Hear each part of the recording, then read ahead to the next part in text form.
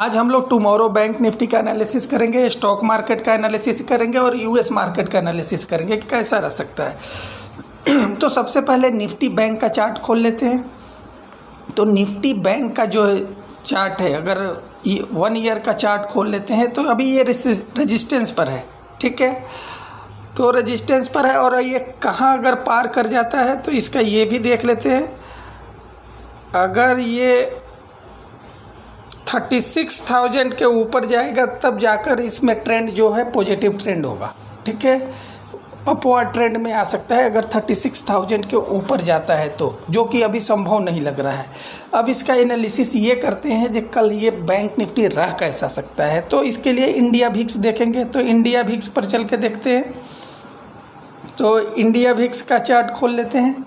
तो मैंने India Vicks पर आपको पहले ही बताया था कि 17 पर सपोर्ट है और अपने सपोर्ट के 18 के आसपास आ चुका है और 17 के जस्ट ऊपर है, यानी कि सपोर्ट पर ये आने वाला है। तो जो सपोर्ट पर आने वाला है 17 पर सपोर्ट है। तो सपोर्ट पर जब भी इंडिया भिक्स सपोर्ट पर आता है वहाँ से मार्केट में गिरावट आ सकती है, ये चीज़ ध्यान रखना। अगर नहीं गिरावट आएगी तो वहीं पर कुछ दिन टाइम एक्सपेंड कर सकता है, जिसके कारण से मार्केट में कोई खास तेज़ी नहीं आएगी। वहीं 100-200 पॉइंट गैप अप खुलेगा और पूरे दिन वहीं 100-200 पॉइंट में ही आपको बिता देगा, जिसमें आपको कोई कमाई खास होने वाली नहीं है, ठीक है। तो अभी जो है 17 के आसपास जब तक इंडिया भिक्स नहीं पहुंचता है तब तक ले आपको मार्केट साइडवेज ही रहने की, मतलब साइडवेज ही रह सकता है 1-2 दिन और। लेकिन एक चीज़ और है, वो क्या है कि टीसीएस का रिजल्ट आया है फ्राइडे को। उस पर मंडे को बाज़ार कैसा रिएक्ट करता है ये आपको देखना ज़रूरी है। अगर बाज़ार इसको निगेटिव लेता है या पॉजिटिव लेता है, अगर निगेटिव लिया उसके कारण से बाज़ार में कुछ गिरावट आ गई तो ये जो रिजल्ट सेशन चल रहा है, इस रिजल्ट सेशन में ये मान के चलिए कि बाज़ार अपना सबसे लो बनाएगा, वो 32,000 को भी तोड़ देगा। स्टेप वाइज नीचे की तरफ आता जाएगा और फिर 32,000 को भी तोड़ देगा। तो ये मंडे का बहुत क्रूशियल है। अब थोड़ा यूएस मार्केट देख लेते हैं। तो यूएस मार्केट डॉ जोन्स जो है रात में वो भी साइडवेज होके बंद हुआ है -46 में, ठीक है। और अपने रेजिस्टेंस पर है, 1 ईयर का चार्ट लगा हुआ है और यहाँ पर देख लीजिए 31,338 अपने रेजिस्टेंस पर है। यहाँ पर अब टाइम एक्सपेंड कर रहा है। और इसका इंडिया भिक्स यूएस भिक्स भी देख लेते हैं। तो यूएस भिक्स SP 500 भिक्स है, SP 500 भिक्स देख लेते हैं। तो ये भी जो इसका जो मेन सपोर्ट है वो 21 पर है, यानी कि यहाँ से यूएस मार्केट 200-300 पॉइंट और ऊपर जा सकता है, क्योंकि इंडिया भिक्स में अभी 3 पॉइंट नीचे और आ सकता है।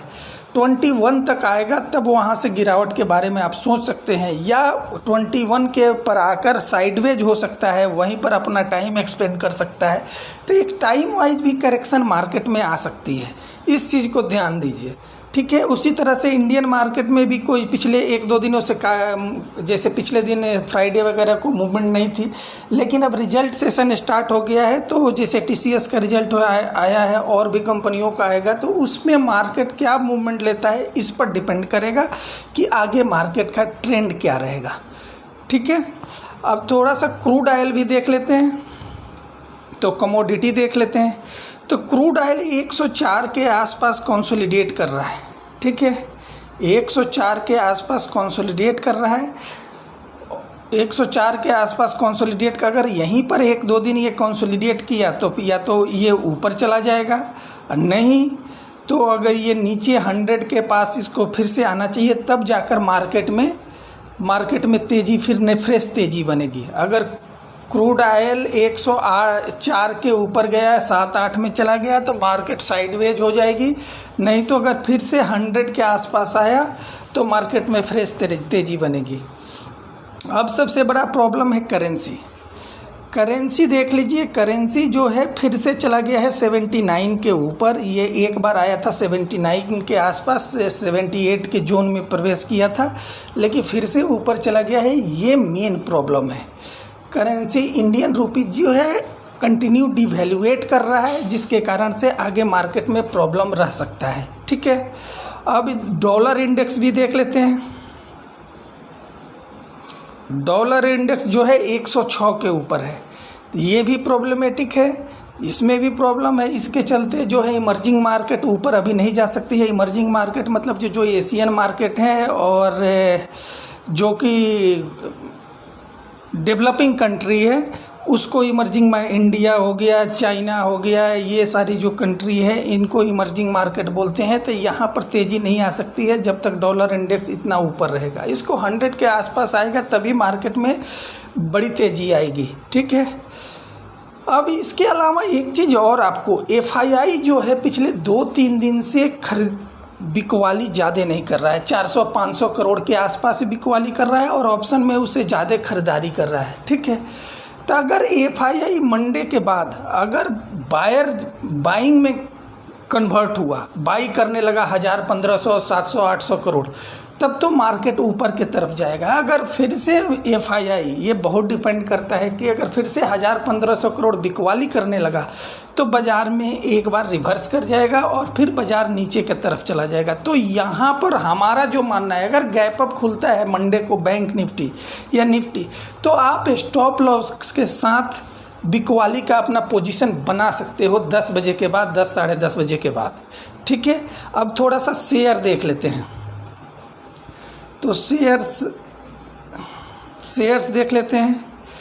तो शेयर्स में जो है रिलायंस इंडस्ट्री कंसोलिडेट कर रहा है 2391 पर, और जिस तरह से क्रूड ऑयल में थोड़ा ये भी कंसोलिडेट कर रहा है, तो क्रूड ऑयल का अगर प्राइस बढ़ेगा तो रिलायंस में भी तेज़ी आएगी और 2470 तक या 2500 तक जा सकता है रिलायंस, स्टेप वाइज स्टेप, या 25-20 पॉइंट करके। ऐसे जैसे क्रूड ऑयल कंसोलिडेट कर रहा है 103-4 पर, रिलायंस में भी तेज़ी आ सकती है। Thank you.